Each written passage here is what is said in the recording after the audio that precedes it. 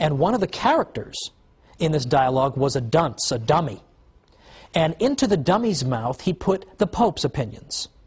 Well, you're not exactly going to ingratiate yourself into the Pope's favor by taking his view and putting it in the mouth of the idiot. But this was sort of typical of Galileo, who had a very, very, well, some might say, aggressive kind of way about him. He had a very irascible nature. He had a personality that left a bit to be desired sometimes. So, for instance, if you disagreed with Galileo on something like the nature of sunspots, he would come out and publicly call you a blockhead. And this was not a subtle person. And there's no subtlety at work when you take the Pope's opinion and you put it in the words of the fool in your dialogue.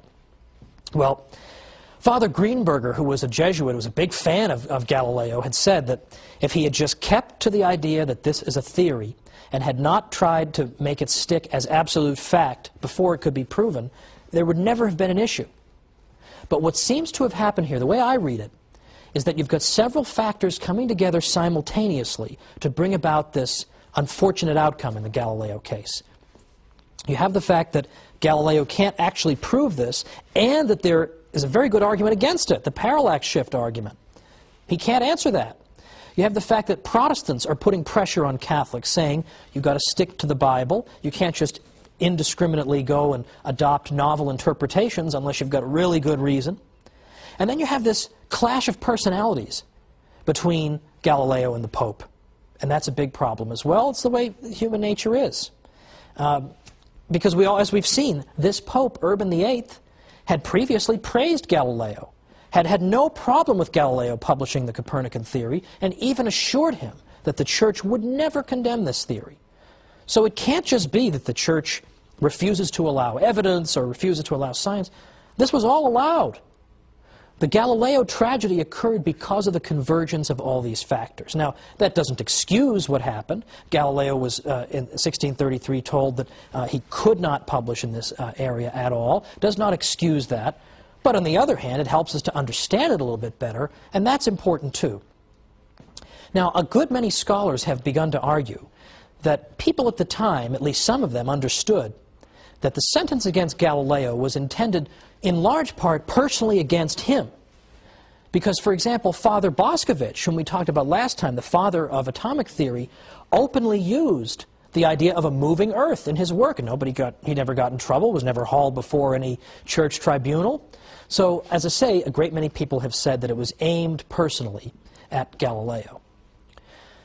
Now, having said all this, as I say, my purpose here is not to say that there was no wrong done or that this episode is something to celebrate. But at the same time, I think we can understand that what actually happened here was the fruit not of any mythical Catholic hostility to science, but merely the unfortunate convergence of a variety of factors occurring at the same time. Because what we've seen in these past few episodes is that the Church's achievements when it comes to science are legion and are substantial.